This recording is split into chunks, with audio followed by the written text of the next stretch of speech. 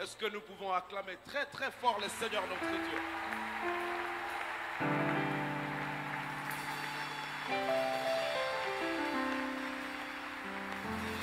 Non, là tu avais acclamé la chorale, maintenant acclame le Seigneur, pousse des cris de joie. Pousse des cris de joie dans sa présence. Il est Dieu, il est Seigneur, il vit à jamais. Notre Dieu, Jésus, il est Seigneur. Alléluia, alléluia, alléluia. Je vais vous demander de rester debout, nous prenons nos Bibles, nous allons lire la parole du Seigneur. Nous sommes dans le livre de Genèse au chapitre 22.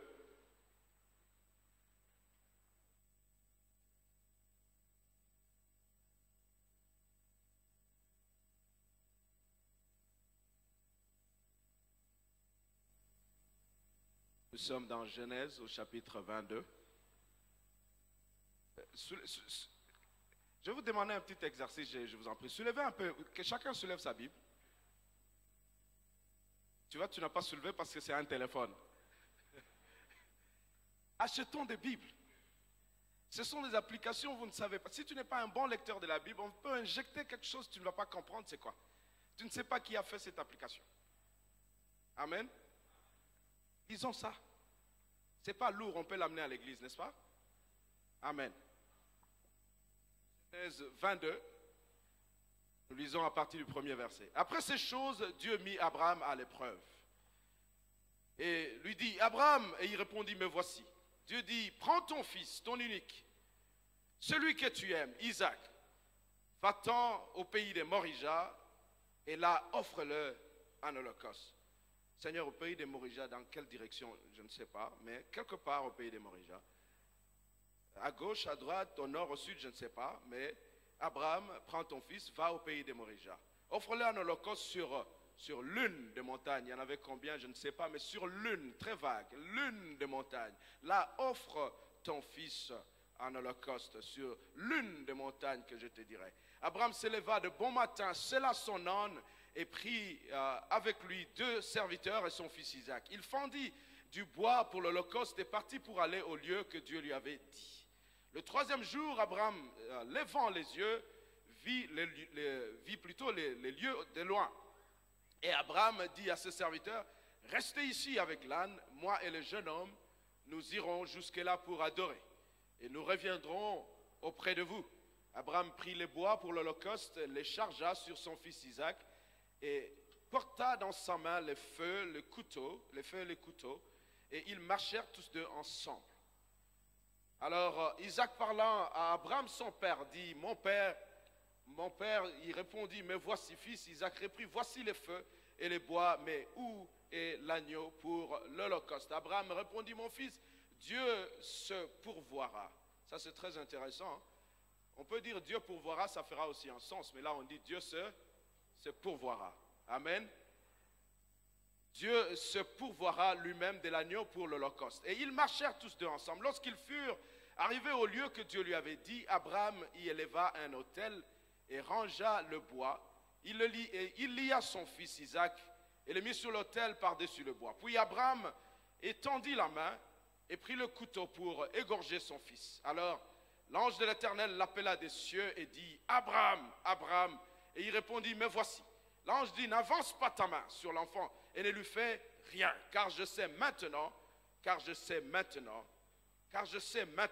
tu crains Dieu et que tu ne m'as pas refusé ton fils, ton unique. Abraham leva les yeux et vit derrière lui un bélier retenu dans les buissons par les cornes. Et Abraham alla prendre le bélier et l'offrit en holocauste à la place de son fils. Abraham donna à ces lieux le nom de Jéhovah-Jireh. C'est pourquoi l'on dit aujourd'hui à la montagne de l'Éternel, il sera pourvu. L'ange de l'Éternel appela une seconde fois des cieux, Abraham des cieux. Lisons ensemble. L'ange de l'Éternel appela une seconde fois Abraham des cieux et dit, je le jure par moi-même, parole de l'Éternel, parce que tu as fait cela, que tu n'as pas refusé ton fils unique, ton unique, je te bénirai, je multiplierai ta postérité, comme les étoiles du ciel et comme le sable est sur le bord de la mer. Et ta postérité possédera la porte de ses ennemis. Que le Seigneur vous bénisse, vous pouvez vous rasseoir. Nous allons parler ce matin. Nous allons aborder un thème ce matin qui dit parce que tu as fait cela. Amen. Parce que tu as fait cela et tu mets 3 points de suspension. C'est ça le thème que nous abordons. Bien-aimés dans le Seigneur, vous savez que Dieu qui nous aime, il veut qu'en retour, l'homme puisse l'aimer aussi. Souvenez-vous de cette question des pharisiens dans Matthieu. Ils disent au Seigneur, ils disent, Jésus, tu parles trop. Dites-nous seulement quel est le plus grand commandement, on va obéir et après on va partir. Les pharisiens lui posent cette question. Qu'est-ce que Jésus a dit? Tu aimeras ton Dieu de tout ton cœur, de toute ton âme et de toute ta pensée, n'est-ce pas? Mais quand nous lisons la Bible nous dit dans 1 Jean 5, le verset 3, que l'amour de Dieu consiste à quoi? À garder les commandements de Dieu. En d'autres termes, Jésus disait, si vous voulez avoir le commandement, si vous voulez vraiment obéir à la loi, gardez ce que je vous dis, gardez mes commandements, faites-moi confiance, n'est-ce pas? Ce que je dis, obéissez à ce que je dis. C'était le piège que Jésus leur a tendu. Il dit, vous voulez connaître la loi la plus importante?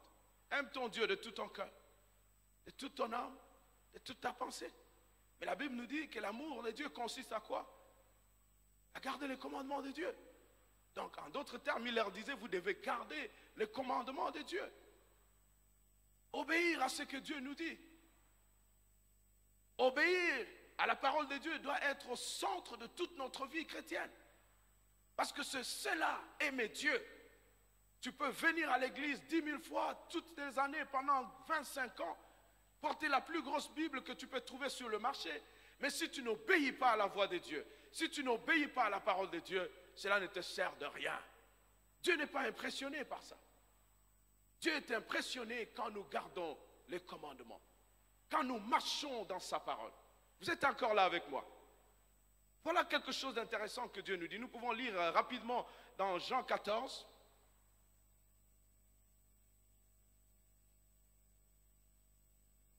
À partir du verset 15. Si vous m'aimez, gardez mes commandements, n'est-ce pas?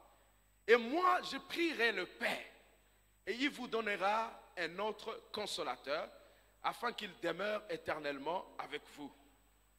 L'esprit de vérité que le monde ne peut recevoir, parce qu'il ne le voit point et ne le connaît point. Mais vous le connaissez, car il demeure avec vous et il sera avec vous. Et il va plus loin dans Jean 16, au verset 13, il dit ceci.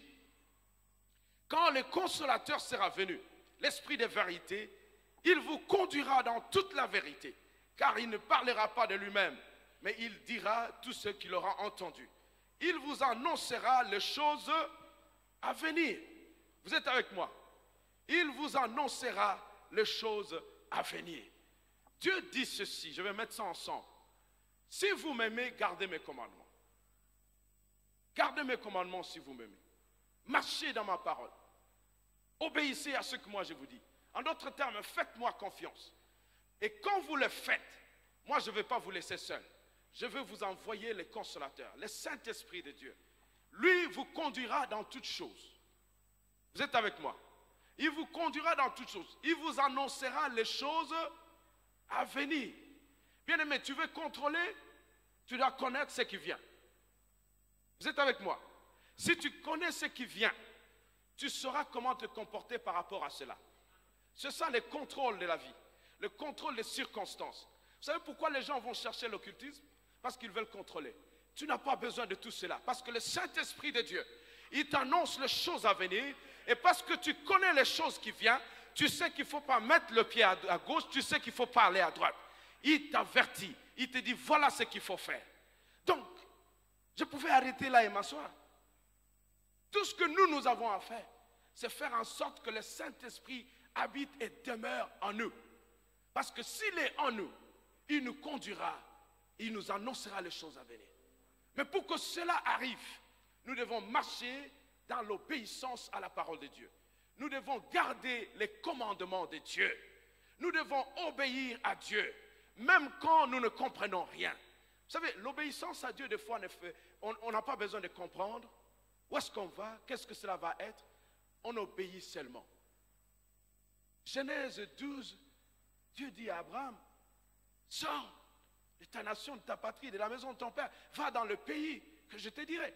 Seigneur, c'est où le pays que tu me diras? Personne ne sait, ni même Abraham lui-même. J'imagine que les amis d'Abraham sont venus. Abraham, tu vas où? Je ne sais pas. Mais je te vois faire les valises, tu vas où? Je ne sais pas. Mais j'ai vu Sarah même faire les valises. Ton neveu, l'autre, ils sont en train de mettre les choses sur les ânes. Vous allez où? Je ne sais pas. Tout ce que je sais, c'est que Dieu m'a dit de partir. Et j'obéis. Tout ce que je sais, c'est ça. Abros, ça c'est son ami. Abros, tu vas où? Non, je ne sais pas où je vais. Vous allez traiter une personne comme ça de fou, n'est-ce pas? Comment tu fais des valises et tu ne sais pas où tu vas?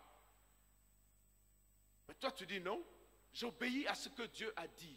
Je n'ai pas besoin de comprendre où je vais. Je n'ai pas besoin de savoir. Mais tout ce que je sais, c'est que le Seigneur que je sers m'a dit, quitte et pars. Et je lui fais tellement confiance, je sais que sur le chemin, il me dira ce qu'il faut faire. Dans le langage de la Bible, on appelle cela la foi. En d'autres termes, Dieu nous amène dans l'inconnu. Il dit, tu n'as pas besoin de savoir. Fais-moi confiance seulement. Et moi, je ferai le reste. C'est ce qu'il nous demande de faire. Moi, je ferai le reste. Et il est très, très offensé. Dieu est très offensé quand nous n'avons pas de foi. Or, sans la foi, nous dit Hébreux 11, 6, or, sans la foi, nous ne sommes pas agréables à ses yeux. Vous avez déjà mis ça en perspective? Donc, quand tu pries et que tu n'as pas de foi, devant Dieu, non? Tu pries. Dieu dit, quitte. Tu n'es pas agréable. Quitte. Quitte. Vous savez pourquoi? Parce que la foi, c'est... Quand tu n'as pas de foi, tu touches à l'intégrité de Dieu. Tu veux dire à Dieu qu'il est un menteur. Et ce qu'il dit est faux. Voilà pourquoi il est très offensé. Frère, si tu as besoin de $100, tu vas chez Papa Israël, tu dis, papa, j'ai besoin de $100. Il te dit, frère, passe demain. Si tu avais la dette de mon frère à côté, qu'est-ce que tu vas lui dire? Demain, sans faute, je te donne. Pourquoi? Hein? Parce que c'est pas Saint-Sembe. Non, non. Il y a beaucoup de pasteurs qui peuvent te dire, ils ne donnent pas, ils ne donnent pas. La confiance, où tu crois à l'intégrité de l'homme. Tu sais qu'il est intègre et il va le faire. N'est-ce pas? Donc, avec Dieu, c'est pareil. S'il nous dit, il nous donne une parole que nous ne croyons pas, ça veut dire que nous disons que tu es menteur. Nous ne croyons pas à ce qu'il a dit, donc nous disons à Dieu, tu n'es pas intègre. Et Dieu est très, très offensé. C'est pour ça qu'il dit, sans la foi, nous ne sommes pas agréables à Dieu. Vous comprenez, frère? Et Dieu dit que pour que nous puissions connaître ou contrôler les choses, gardons les commandements, croyons à ce qu'il dit, obéissons à ce que Dieu nous dit. Et si nous obéissons à ce que Dieu nous dit, il envoie le consolateur, le Saint-Esprit, qui nous conduit dans toutes choses. En fait, il nous dit les choses avant que les choses ne soient. Et quand nous marchons, nous connaissons les choses avant le temps. Et parce que nous connaissons les choses avant le temps, nous contrôlons la situation. Vous êtes avec moi? Vous êtes avec moi? Jésus dit ça autrement dans Marc, quand il annonce la parabole des semeurs. Il dit, après avoir parlé, les disciples et ceux qui accompagnaient les apôtres les prennent à côté, ils disent, Seigneur, nous n'avons pas compris les paraboles. Il dit, à vous a été donné le mystère du royaume des cieux. Mais pour ceux qui sont dehors, ils peuvent entendre, ils entendent mais ils ne comprennent pas. Ils peuvent voir, mais ils n'aperçoivent pas. Mais vous, Dieu vous a donné le royaume, le mystère du royaume des cieux. Est-ce que tu peux toucher ton voisin et lui dire, Dieu t'a donné le mystère du royaume de Dieu? Maintenant, regardez-moi, c'est quoi le mystère du royaume de Dieu? Les autres, ceux du dehors, ils peuvent vous voir, mais ils n'aperçoivent pas. Ils peuvent regarder, ils peuvent voir, ils n'aperçoivent, ils peuvent entendre, mais ils ne comprennent pas. En d'autres termes, Jésus nous dit, mais nous, quand nous entendons, nous comprenons. Quand nous voyons, nous apercevons. Vous savez pourquoi? Parce que ce sont des choses. Il dit, c'est très bien dit. Le verset dit, il vous a été quoi? Donné. Donc c'est un don que nous recevons de Dieu. C'est un don, je vais l'expliquer pourquoi. C'est un don que nous recevons de Dieu. Un don de comprendre les choses que les autres ne comprennent pas. Un don de voir ce que les autres ne voient pas. Un don d'entendre ce que les autres n'entendent pas. En d'autres termes, si tu peux voir l'invisible, tu fais l'impossible. Tu as compris? Donc si tu peux, le Saint-Esprit peut te révéler les choses qui sont invisibles aux autres des autres. Toi, tu peux faire l'impossible et ils n'arrivent pas à comprendre comment tu as fait cela. C'est ça la foi. C'est ça la foi. C'est un don que nous recevons de Dieu. C'est un don du Saint-Esprit. Pierre l'a dit dans les Actes des Apôtres, il dit, croyez, répentez-vous et croyez au Seigneur, vous recevrez quoi? Les dons du Saint-Esprit. Et quand vous recevez les dons du Saint-Esprit, le Saint-Esprit en vous vous conduit dans des choses que les autres ne peuvent pas voir. Vous êtes avec moi? Vous conduit dans les choses que les autres ne peuvent pas voir. C'est curieux que la Bible parle d'entendre et non d'écouter. La Bible parle de voir et non de regarder, parce qu'il y a une différence. Et la plus grande différence entre les deux verbes, entre entendre et écouter, réside dans l'action. Entendre est passif. Le son vient vers toi. Mais regarder, c'est toi qui fais l'effort pour apercevoir ce qu'il y a là-bas. La même chose avec voir et regarder. Voir, l'image vient vers ton œil. Tu ne fais rien, l'image vient. Mais regarder, c'est toi qui fais un effort. Vous voyez? Alors c'est curieux que la Bible utilise ça. Parce qu'aucun homme, par ses propres efforts, peut connaître les mystères du royaume des cieux. Donc c'est un don que nous recevons de Dieu. Pour que personne ne puisse dire, non, c'est par mes efforts que je connais la réalité du royaume des cieux. Non, non, c'est un don. Tout ce que nous avons à faire, c'est faire en sorte que le Saint-Esprit demeure avec nous. Et parce qu'il est avec nous, les dons du ciel, lui nous conduira dans toutes choses. Ce n'est pas à toi par tes efforts.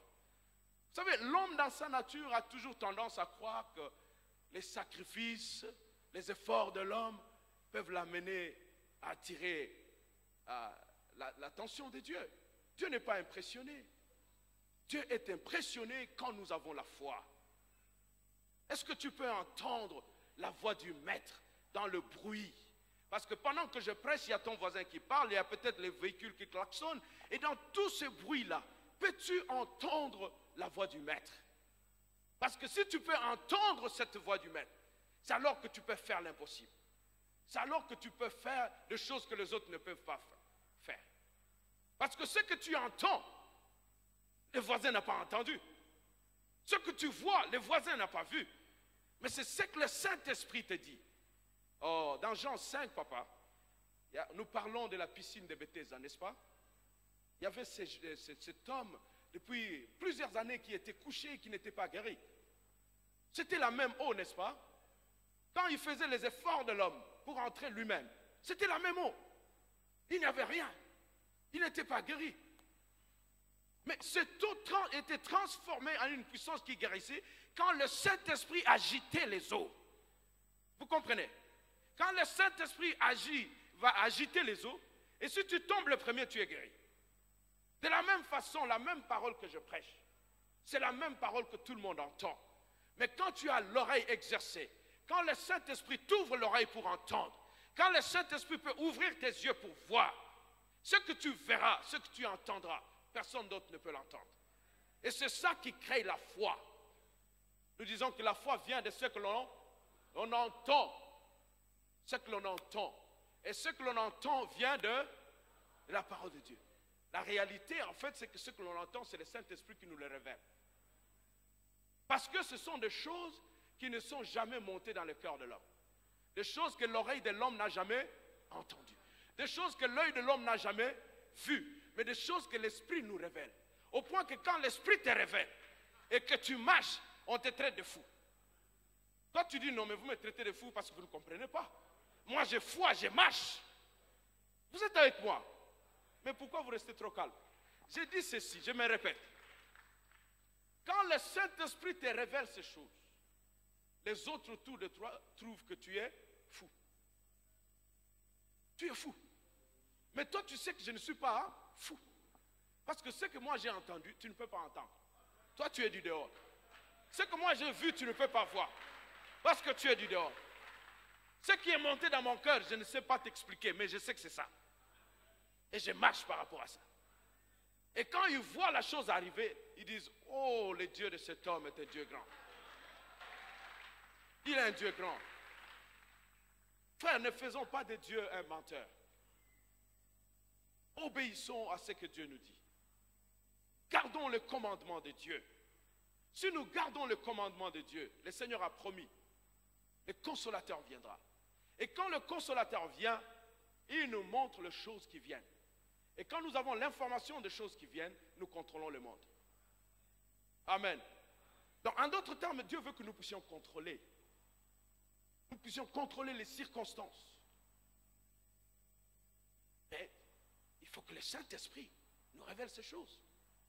Il faut que le Saint-Esprit nous parle et nous indique où est-ce qu'il faut partir, qu'est-ce qu'il faut faire. Et pour le faire, nous devons garder les commandements de notre Dieu, n'est-ce pas? Donc, Abraham ne pouvait pas être appelé le père de la foi si Dieu n'avait pas testé sa capacité d'entendre et d'obéir à la parole de Dieu. Nous venons de dire que la foi vient de ce que l'on entend, n'est-ce pas? Et quand on a entendu, on obéit, on agit par rapport à cela. Alors pourquoi nous allons appeler Abraham le père de la foi si lui-même n'a jamais été testé là-dessus? Alors Dieu le teste par l'expérience que nous venons de lire dans, dans Genèse 22. Vous êtes avec moi? Donc plusieurs d'entre nous ici aussi, ce matin, tu es dans la situation dans laquelle tu te trouves. Ce n'est pas des démons, ce n'est pas le monde des ténèbres, non. La situation que tu traverses ce matin, c'est parce que Dieu veut exercer ton oreille pour que tu entendes sa voix. Dieu t'aime tellement qu'il veut que tu arrives à entendre sa voix.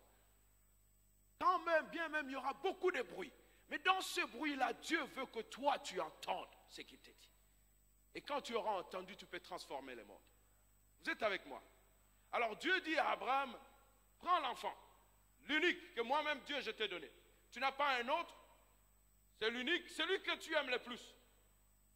Prends-le et tu vas offrir un holocauste dans le pays de Morija. C'est où? Le pays de Morija, si c'était un pays comme le Congo, Abraham sort ici, il va aller où? Il ira vers l'aéroport, il ira vers la ville. Où est-ce qu'il va aller? Dieu, pourquoi tu nous crées des problèmes? Je vais aller où?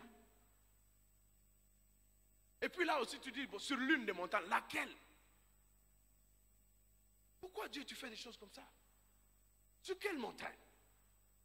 Bien-aimé dans le Seigneur, Dieu ne révélera jamais la vision de ce qu'il veut faire avec toi, tout planifié comme ça devant toi, te dire, voilà ce que tu veux. Non, non, il part avec nous par étapes. Par étapes, frère. Dieu marche avec nous par étapes. Généralement, la première instruction de Dieu, c'est une instruction générale. Celle-là. Quand tu cherches des détails sur ton problème, est-ce que tu as déjà obéi à l'instruction générale? Pars dans le pays de Morija, où Seigneur, obéis d'abord, pars. Sur l'une des montagnes, pars d'abord, obéis. C'est quoi? Ça, c'est l'instruction générale que Dieu nous a donnée. Avant de chercher les détails sur ton problème, est-ce que tu obéis à celle-là? Amen. Tu restes trop calme, tu n'obéis pas? Vous obéissez, non? Bien-aimé, Dieu marche avec nous par étapes. Par étapes.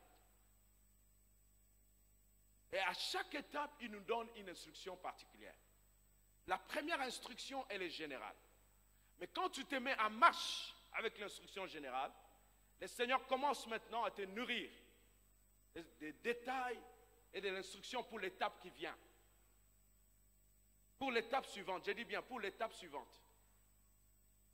En d'autres termes, la marche avec Dieu doit être une marche d'écoute à chaque instant. Parce que Dieu va te donner l'instruction de l'étape qui vient. Et quand tu arrives à la fin de l'étape, il te nourrit encore. Et Dieu le fait exprès. Parce qu'il veut que constamment, nous soyons à l'écoute de ce qu'il nous dit. Constamment. Que nous soyons à la recherche de ce qu'il dit. Et vous allez comprendre le pourquoi quand nous allons avancer dans ce texte. Abraham, le vieux Abraham, je crois qu'il avait de sérieux problèmes avec Sarah. Il n'a même pas dit. Il avait de sérieux problèmes pour dire à Sarah, Sarah, tu sais, chérie, Le Dieu que nous servons, l'enfant là, on l'a attendu plusieurs années avec toi. Maintenant, tu es même vieille, tu ne peux même plus avoir d'enfant. Mais Dieu que nous servons, Dieu, il veut qu'on sacrifie l'enfant. Il n'a pas pris le risque de dire à Sarah. Il dit seulement, nous allons adorer. On va revenir avec les petits. Comment tu peux dire des choses pareilles à ta femme? Abraham est venu après. Hein? Sarah allait lui dire, même ceux qui ont commencé, tu as déjà entendu avec les dieux là, ceux qui ont commencé avant nous, que Dieu avait demandé un enfant pour offrir. Non. Comment, toi tu es déjà dans la Rose-Croix, je pense. Hein? Tu es déjà dans l'occultisme. Non. Mais c'est Dieu. Il ne pouvait pas être le père de la foi si les tests n'étaient pas au niveau du père de la foi. Le test devait être plus grand que nos petits tests. Voilà pourquoi on dit de lui que c'est lui le père de la foi. Ton unique. Le vieux Abraham commençait maintenant à marcher. Il marche. 3 jours après, je ne sais même pas dans quelle direction il partait, mais 3 jours après, il arrive, il regarde au loin. Il dit, c'est là. Comment tu sais, Abraham, que c'est là? Non, j'avais dit tout à l'heure que c'était un don. Hein? Vous savez, il y a des choses que tu ne sais pas expliquer. Tu ne sais pas expliquer à ton frère, même à ta femme. Tu dis, je n'arrive pas à t'expliquer. Je sais que Dieu dit que c'est ça. Je n'ai aucune explication. Je ne sais pas. Même en termes d'homme, je ne trouverai pas de mots pour t'expliquer. Mais je suis convaincu que c'est là. J'ai dit que c'était un don. Le Saint-Esprit, il nous convainc. Il dit que c'est là. C'est là le lieu. C'est là les lieux. Bien-aimé dans le Seigneur, si tu marches avec Dieu, pendant que tu cherches des fois que Dieu te parle comme un homme, non, des fois c'est une conviction intérieure. Des fois, tu ne sais même pas expliquer, mais tu es tourmenté, tu sais que c'est ça ou rien. Ça, c'est notre Dieu, mes frères. Il marche avec nous comme cela, d'étape en étape. Il te donne l'instruction, tu marches.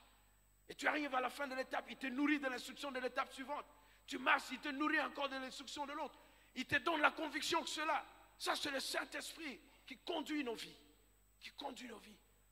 Abraham, il dit c'est là que nous allons. Il regarde les serviteurs et dit, bon, vous restez ici. Restez ici, moi et le jeune homme, nous allons adorer. Bien-aimés dans le Seigneur, dans la marche avec Dieu, à un certain niveau, à un certain moment de la marche avec Dieu, il y a des gens qui doivent rester. Quelle que soit leur importance dans le passé, ils doivent rester. Pourquoi? Parce qu'ils ne vont pas te permettre d'entendre l'instruction de l'étape suivante. Dans la marche avec Dieu, à un certain moment, il y a des milieux que tu dois abandonner. Il y a des choses, des habitudes que tu dois abandonner. Parce que ces milieux, ces choses, ces habitudes, ces personnes ne vont pas te permettre d'entendre l'instruction du Seigneur pour l'étape qui vient. Mais Dieu veut faire de grandes choses avec toi. Il veut aller à la montagne, au sommet de la montagne avec toi. Parce que c'est au sommet de la montagne que Dieu a appelé pour la seconde fois. Et tu dois arriver là-bas pour que Dieu te parle encore. Mais si tu te plais dans le même milieu, au moment de la prière, frère, viens, on va voir un film. Oh, le film là était... Mais bien aimé dans le Seigneur, est-ce que tu penses que les films et la prière, les films et la méditation de la parole, qu'est-ce qui t'avance plus vers la solution à ton problème? C'est le film? Oh non, je suis allé au film pour me détendre. Te détendre pourquoi? Tu as besoin de quelle détente? Cherche Dieu. Cherche Dieu. Et quand tu es paresseux comme ça, c'est comme ça que les gens vont chercher la magie. Non. Cherchons Dieu. Cherchons que l'Esprit de Dieu nous remplisse. L'année passée, j'étais ici, je vous ai prêché par la puissance qui agit en nous, n'est-ce pas? La Bible dit, or, à celui qui peut faire infiniment au-delà de ce que nous pensons ou imaginons. Vous connaissez le verset dans Ephésiens 3:20. Or, à celui qui peut faire infiniment au-delà de ce que nous pouvons penser ou imaginer, hein, il ne le fait que par la puissance qui agit en nous. Lisez ce verset-là, on dit, or, virgule, à celui qui peut faire infiniment, virgule, par la puissance qui agit en nous, virgule, infiniment au-delà de ce que nous pensons. Si tu enlèves par la puissance qui agit en nous, la phrase fait clairement sens. Mais on a injecté ça pour expliquer que Dieu, le plus puissant, le plus grand, est limité par la puissance qui agit en toi. Il ne peut le faire que s'il se voit en toi. Il ne peut le faire que si le Saint-Esprit en toi t'est rempli. Il ne peut le faire que s'il peut voir son Fils Christ en toi. Père, j'ai prie qu'il soit un comme toi et moi, on est un. Et Jésus avait dit au préalable que les œuvres que moi je fais, ce n'est pas moi, c'est mon Père qui est en moi qui fait les œuvres. Et il prie pour nous pour que nous soyons un avec lui, pour que le Père qui est en lui fasse les œuvres en nous. Mais nous devons être en lui pour que le Père fasse les œuvres. Vous restez trop calme, mes frères. Amen. Donc, ce que je dis, c'est qu'au lieu de se distraire avec les gens qui t'empêchent d'écouter la voix du Seigneur, qui t'empêchent de chercher la plénitude du Saint-Esprit, qui t'empêchent d'entendre l'instruction de l'étape suivante, il faut les abandonner, il faut les laisser. Avec amour, je dis frère, non, non, moi je vais aller prier. Avec amour, frère, non, non, non, on se voit demain. J'ai des choses à faire. Restons à l'écoute du Seigneur. Restons à l'écoute de l'instruction de l'étape suivante avec Dieu. Vous êtes avec moi? Qu'est-ce que Dieu te dit? Peux-tu me dire qu'est-ce que Dieu t'a dit? Ça doit être la préoccupation de chaque jour. Parce que notre Dieu parle. Il parle. Même pour des choses que tu ne peux pas imaginer. Dieu parle. Abraham dit, restez. Vous allez m'empêcher d'entendre l'instruction. Vous restez ici avec l'âne. Moi, je pars avec le petit. Il monte. Et vit Abraham, fatigué. Fatigué.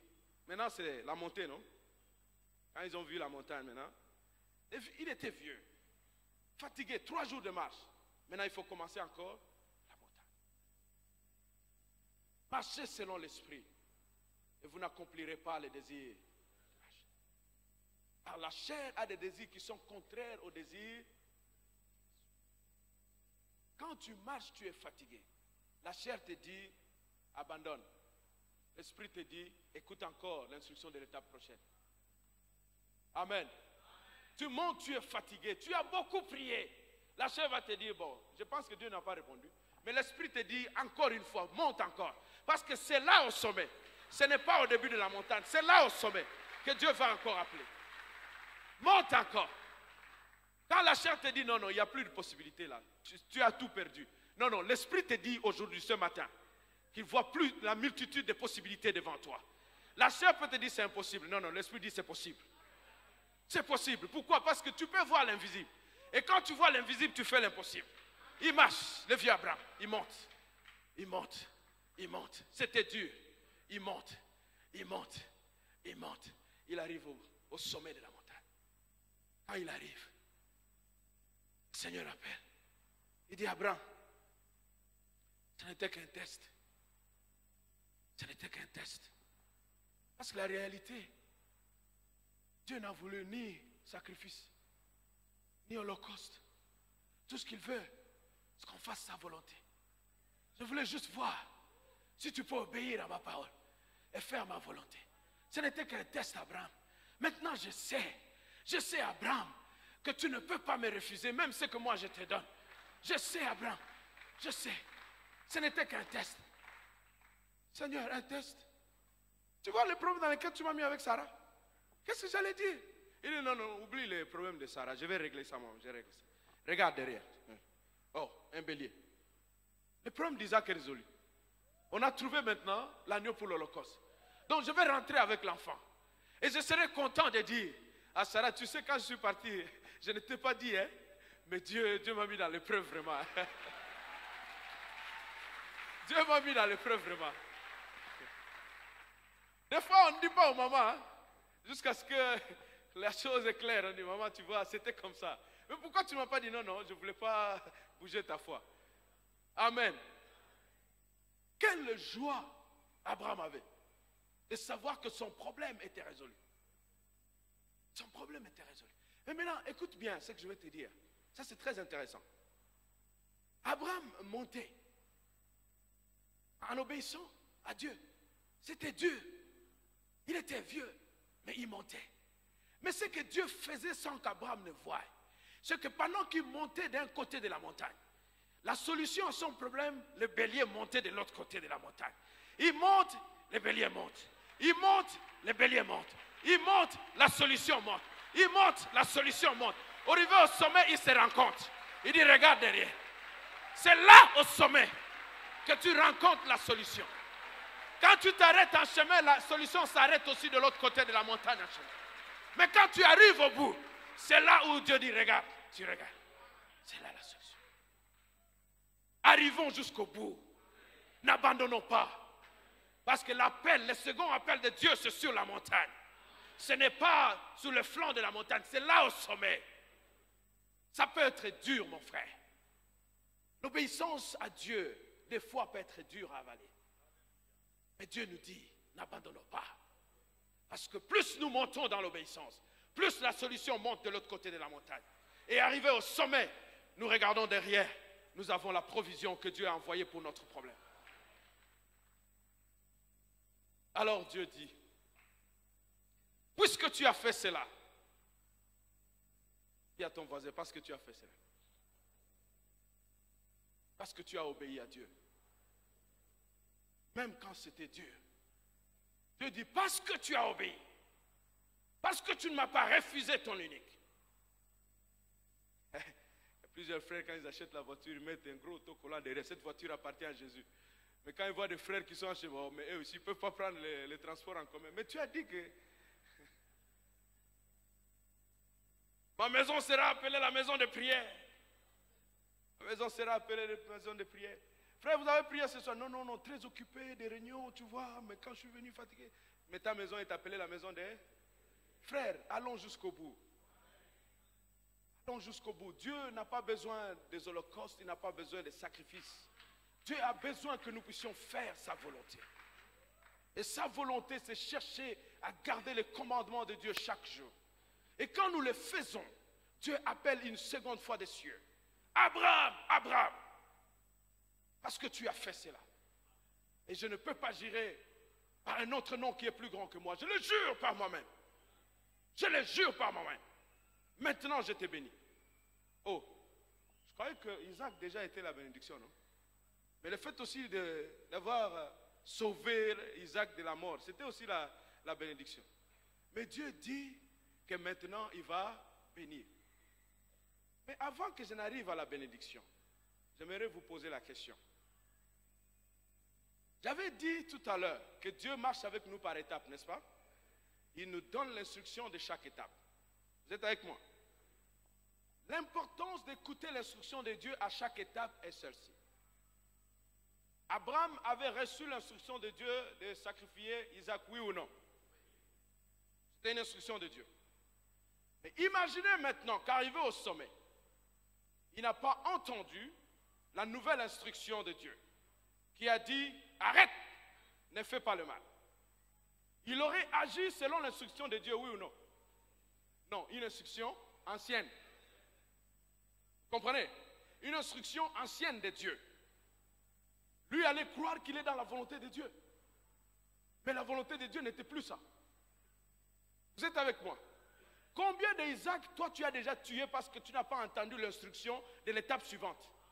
Tu as agi avec l'instruction de l'année passée. Dieu m'a dit l'année passée, frère. L'année passée, nous, quand nous fûmes dans l'œuvre du Seigneur, mais Dieu dit quoi aujourd'hui? Il dit quoi aujourd'hui? Combien d'Isaac de ta vie tu as tué parce que tu n'as pas entendu l'instruction, la nouvelle instruction de Dieu?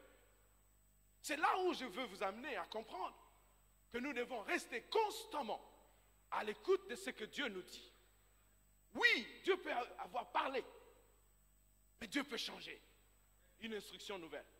Nous avons des exemples dans la Bible, n'est-ce pas? Le roi Ézéchias est un exemple. C'est Dieu lui-même qui a envoyé les prophètes pour aller lui dire, va dire au revoir à ta maison, tu vas mourir. Mais aussitôt que le prophète est sorti, Dieu le ramène. Pour dire non, non, non, encore 15 ans. Vous êtes avec moi? Donc, soyons constamment à écouter l'instruction, la nouvelle instruction de Dieu. Pas l'ancienne, la nouvelle.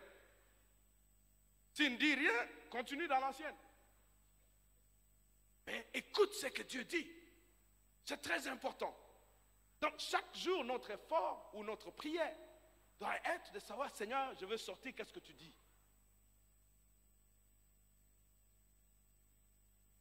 Je vais aller au travail, je vais m'occuper de ces choses, je vais aller à l'école, je vais faire ceci. Qu'est-ce que tu dis pour aujourd'hui? Sinon, tu vas fonctionner avec l'instruction d'hier, qui est déjà expirée. Amen. Et tu vas tuer Isaac, alors que Dieu dit arrête. Alors l'ange dit, maintenant je vais te bénir. Maintenant je vais te bénir. C'est là où je dis, c'est intéressant car quand Abraham a répondu, il a dit Dieu se pourvoira. Il n'a pas dit Dieu pourvoira. Ça fait aussi un sens, n'est-ce pas? Dieu pourvoira. Dis à ton voisin, la provision n'est pas la bénédiction. Parce que très souvent, nous avons les yeux sur la provision, sur le matériel. Alors nous pensons que quand on a beaucoup de matériel, on est béni. Oui, on peut être béni avec beaucoup de matériel. Mais avoir le matériel ne dit pas nécessairement qu'on est béni. Vous êtes avec moi? Dieu dit qu'il se pourvoira pour l'agneau de l'Holocauste. Dieu voulait dire ceci. Ou Abraham avait dit ces choses, peut-être sans savoir ce qu'il disait. Mais il disait ceci en réalité, que Dieu lui-même va être la provision. Il va être la provision. Ça ne sera pas, ne place pas tes yeux sur le bélier que je vais mettre là. Mais place tes yeux sur moi. Parce que si moi je suis moi-même Dieu, je suis la provision. Il suffit que tu gardes mes commandements et que moi je suis en toi. À tout moment, à chaque problème, je suis moi-même la provision. Je suis moi-même la solution. Parce que si il pourvoira, donc les yeux allaient être sur le bélier. Mais quand le bélier est sacrifié, tu n'as plus de provision. Dieu lui-même doit être la provision, la source. Il se pourvoira lui-même. Donc, il devient la solution à n'importe quelle solution que tu as, à n'importe quel problème que tu as. C'est lui la solution. Demeurez en moi et je demeurerai en vous. Si vous demeurez en moi et que mes paroles demeurent en vous, la Bible dit quoi? Demandez quoi? Tout ce que vous voudrez. Ça dit que moi-même, je suis la provision. Je suis la source moi-même. Fais en sorte que moi, je reste en toi. Fais en sorte que partout où tu es, moi, je suis là. Parce que si je suis avec toi, moi-même, je serai la solution. Il dit, je te bénirai. Je te bénirai. Tu vas me bénir, oui. Vous savez, c'est curieux. Salomon était matériellement un gars qui était quand même, hein. Mais quand il a construit le temple, il a fini. C'est alors que Dieu lui dit, maintenant je vais te bénir. Mais nous, quand nous là, nous les Congolais, on parle bénédiction, on voit quoi? Ça là, non? Il dit, maintenant je te bénis. Abraham, c'était un gars qui était extrêmement riche. Et Dieu lui dit, maintenant je vais te bénir. La bénédiction du Seigneur, c'est quoi? C'est ce qu'il dit dans le psaume 23. Il dit, le bonheur et la grâce m'accompagneront tous les jours. Tous les jours. Et dans le psaume 1, heureux l'homme qui ne marche pas selon le conseil des méchants. Vous savez, le verset qui suit, verset 7, je pense, il dit tout ce qu'il fait, tout ce qu'il fait, tout ce qu'il fait, tout ce qu'il fait lui réussit. Là, c'est la bénédiction. Quand tout le monde touche, oh non, quand toi tu touches, ça marche. Ça marche. Ça, c'est la bénédiction que nous devons chercher. Ça, c'est la bénédiction que nous devons chercher. Bien-aimés dans le Seigneur, il y a une grande décision que nous devons prendre chaque jour. La vie est faite des décisions et des choix, n'est-ce pas? Chaque jour, à chaque minute, on prend des décisions, on fait des choix. Et quand je lis la Bible, il y a des versets que je comprends autrement. Jésus dit, ne vous inquiétez pas du lendemain. Le lendemain prendra soin de lui-même. En d'autres termes, ce que Jésus veut dire, c'est ceci. Le succès de la minute qui est devant toi dépend du choix que tu fais maintenant. De la décision que tu prends maintenant. Quand tu arrives dans cette minute, il n'y a plus rien que tu peux faire pour changer cette minute. Tu subis les conséquences de la décision que tu as prise avant. Maintenant, la décision que tu vas prendre maintenant, ça sera pour le succès de la minute qui vient. C'est ce que Jésus dit. Ne t'occupe pas de ce qui vient. Occupe-toi de la décision que tu prends maintenant. Parce que ce qui vient dépend de ce que tu fais aujourd'hui. Donc la décision que tu as à prendre, mon frère, c'est d'obéir à Dieu.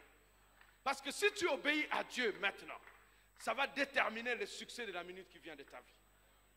C'est pour ça que Jésus peut dire, ne vous inquiétez pas du lendemain. Le lendemain prendra soin de lui-même. Parce que tu aurais déjà décidé du lendemain à la minute passée. Quand tu entres dans cette minute, c'est pour juste jouir des effets de la décision que tu avais prise. N'est-ce pas? N'est-ce pas ça?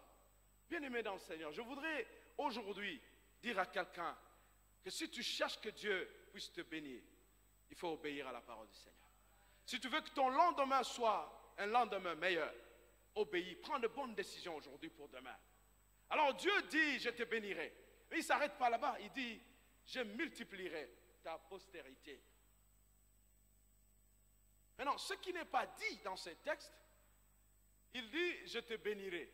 Vous savez, les ressources matérielles sont de conséquences de la bénédiction. Vous êtes avec moi? Quand tu es béni, par conséquent, tu as aussi la provision nécessaire pour jouir de cette bénédiction. Alors, il dit, je te bénirai, je vais multiplier ta postérité. Si moi je suis béni, ma postérité sera bénie. La postérité, c'est quoi? C'est mes enfants, les enfants de mes enfants, les enfants des enfants de mes enfants. C'est de génération en génération. Si toi tu obéis à Dieu, c'est un acte que toi tu poses. Mais les conséquences de l'obéissance de ta vie vont de génération en génération. Et il ne se limite pas là-bas. Il dit, quand j'aurai béni, je vais multiplier. En d'autres termes, si tu as 10 enfants, toi tu es béni, tu auras 10 personnes bénies. N'est-ce pas? La multiplication, non? Ça part de 1 à 10 bénis. Eux aussi, ils auront 10, 100 enfants. Bénis tous. La multiplication de Dieu, c'est comme ça. Amen. C'est curieux quand Dieu dit, même dans l'agriculture, on met seulement une graine, mais quand on récolte plus. Ça, c'est la loi de Dieu. Tu sèmes l'obéissance à Dieu, tu récoltes la bénédiction de Dieu de génération en génération. Et il dit ceci, ta postérité possédera les portes ou la porte de ses ennemis. Les villes anciennes étaient des villes fortifiées, avec des murs, et il y avait la porte pour entrer et sortir. Mais quand tu possèdes l'entrée, ça dit que l'ennemi ne sort pas. Il pourrait attaquer. Ils ne peuvent pas sortir. Ceux qui étaient dehors, ils n'entrent pas, on les tue déjà dans le camp. Ceux qui étaient dedans, ils ne peuvent plus sortir pour venir nous faire du mal. Donc Dieu protège la bénédiction qu'il te donne. Non seulement il te bénit, il multiplie, mais il protège. Parce que quand Dieu a donné, le diable ne peut pas prendre. Il n'a pas le pouvoir de prendre. Dieu protège. Voilà pourquoi, frère, nous devons craindre Dieu. Je vais finir avec ce psaume que j'aime beaucoup, le psaume 112. Est-ce que nous pouvons le lire ensemble?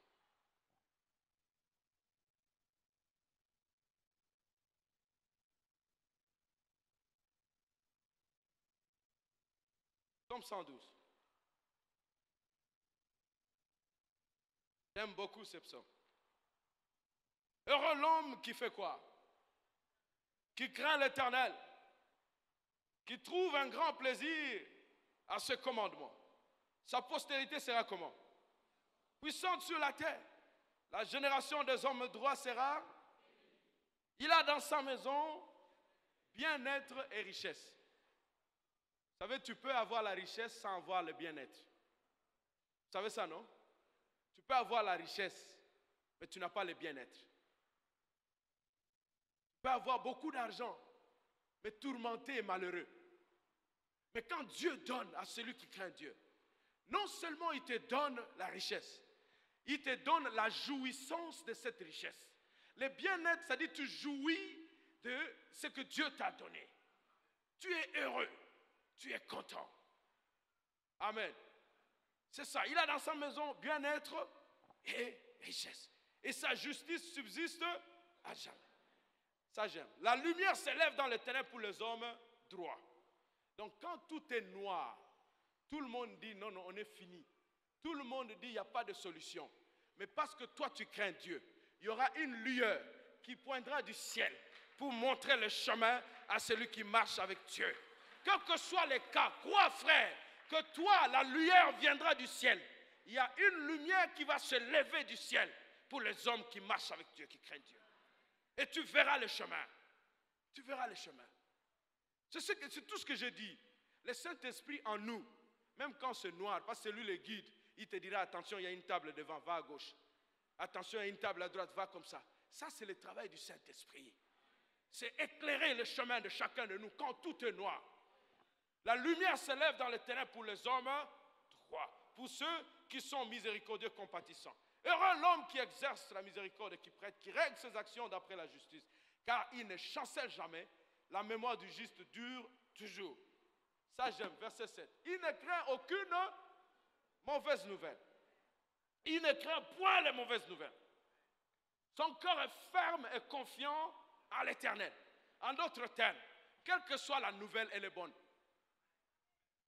Les hommes peuvent appeler cela une mauvaise nouvelle, elle est bonne.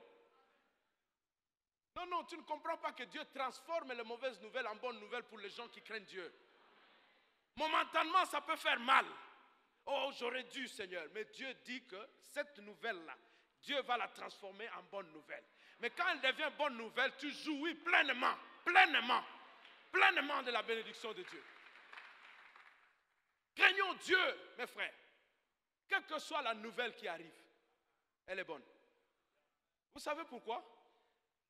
Parce que celui qui est en nous, il a été souverainement élevé au-dessus de toute domination, de toute autorité, de toute principauté, de tout nom qui peut se nommer non seulement dans ce siècle, mais aussi dans les siècles qui viennent. Ce qui est intéressant, la Bible dit que toi et moi, nous avons été ressuscités ensemble avec lui et nous sommes aussi assis dans le lieu céleste avec Christ. C'est-à-dire notre position aussi au-dessus de domination, au-dessus des autorités, au-dessus des principautés, au-dessus des maladies, au-dessus des problèmes, au-dessus de toutes choses.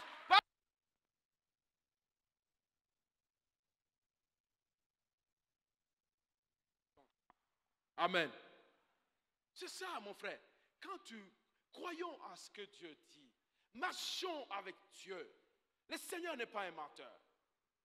Ce qu'il nous demande, c'est que nous puissions marcher dans l'obéissance à sa parole. Et la décision que tu prends aujourd'hui de marcher avec Dieu, c'est celle qui va déterminer comment ta vie sera. Vous savez, la vie est une expérience d'égale opportunité. Nous sommes nés tous. Personne n'a amené quelque chose sur la terre, n'est-ce pas? On ne me dit pas non, mais lui il est né dans la famille riche. Tu n'as jamais vu les riches être misérables? Ils sont misérables. La vie est une expérience d'égale opportunité pour tous. Sinon Dieu serait injuste. Ce qui fait la différence, c'est comment nous approchons, comment notre approche des choses. Notre foi en fait. Ce que nous croyons que nous pouvons faire, c'est ça qui fait la différence. Or, ce que nous croyons que nous pouvons faire, c'est ce que nous avons appelé la foi. Ce que la Bible nous dit, car tous ceux qui sont nés de Dieu triomphent du monde. Et la victoire qui triomphe du monde, c'est notre foi. Je n'ai pas vu, on a dit que la victoire qui triomphe du monde, c'est quand on vient à l'église chaque jour. C'est notre foi, frère. Et quand tu crains Dieu, tu marches avec Dieu, tu ne vas pas déranger les pasteurs qui sont là à 2 heures du matin. Papa, ici, l'enfant est malade. Non! J'ai aimé ce que papa a fait. Quand on a dit les gens qui sont malades, lèvent les mains, que le voisin prie. Le voisin prie. Pourquoi tu déranges les pasteurs? Est-ce qu'on a dit que la victoire qui triomphe du monde, c'est la foi du pasteur? C'est quelle foi? La foi de qui? Ta foi. Pourquoi tu te minimises? Pourquoi tu te minimises? Si tu crains Dieu, tu marches avec Dieu. Place ta foi dans ce que Dieu a dit. Et tu verras ce que Dieu va faire. Amen. J'aime la Bible. Dieu dit, si tu crois, tu verras la gloire de Dieu. Qu'il te soit fait selon la foi de Maman Foura. Ta foi, hein? Qu'il te soit fait selon ta foi. Mais pour que tu aies la foi, tu dois entendre. Et quand tu as entendu, tu dois obéir. C'est ça, frère. Aujourd'hui, j'ai fini ce que j'avais à vous dire. Mais je vais vous demander une chose. Nous allons nous lever. Et nous allons prier. Ne t'inquiète pas du lendemain. Le lendemain prendra soin de lui-même. Il faut s'inquiéter dès maintenant de la décision que tu vas prendre aujourd'hui. La décision que tu prendras maintenant, c'est celle-là qui est la plus importante. Celle-là qui est la plus importante. Si tu veux avoir le contrôle de ta vie, le contrôle des circonstances de ta vie, il faut que tu aies les dons du Saint-Esprit. Pierre a dit, convertissez-vous et vous recevrez les dons du Saint-Esprit. Si tu es là, tu n'as jamais donné ta vie au Seigneur. Crois-moi, mon frère et ma soeur, tu iras d'échec en échec. Parce que la seule façon pour toi d'avoir la victoire, c'est de confier ta vie à Christ et donner ta vie à Jésus. Est-ce qu'on peut me donner un chant? On va prier pour tous les frères. Je suis content déjà, frère, que tu réalises à ce moment, pendant que nous prions, que tu dois donner ta vie au Seigneur. Si tu es là, commence déjà à avancer. Alors que les autres frères, nous levons nos mains vers le trône du Seigneur et nous prions. Les Seigneurs, pour nos frères, pour nos sœurs qui donnent leur vie au Seigneur ce matin. Bien-aimé dans le Seigneur, si tu n'as jamais donné ta vie au Seigneur, tu iras d'échec en échec. Mais aujourd'hui, le Seigneur t'appelle parce qu'il veut te transformer. Il t'aime. Dieu t'aime. Il veut que tu aies une vie de victoire. Dieu veut que tu marches encore de victoire en victoire. Que tu trouves encore la solution à ton problème. Mais il demande à ce que tu donnes ta vie au Seigneur. Il demande à ce que tu donnes ta vie à celui qui a payé le prix à la croix. Pour que toi aussi tu aies la position à côté de Jésus. À côté de Jésus, au-dessus de domination, de principauté. Si tu es là, avance. Si tu es là, avance. N'aie pas honte. Le Seigneur frappe à ta porte. N'aie pas honte.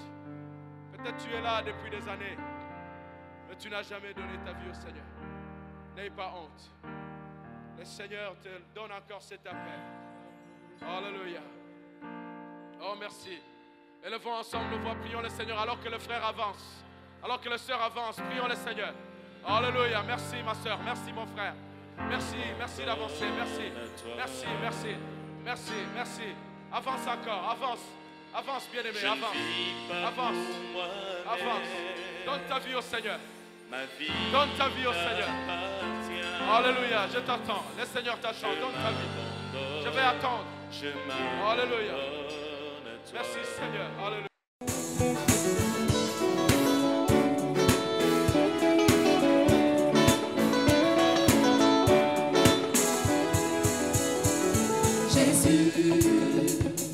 Demeure au milieu de son peuple quand il vient le louer. Jésus demeure au milieu de son peuple quand il vient l'adorer.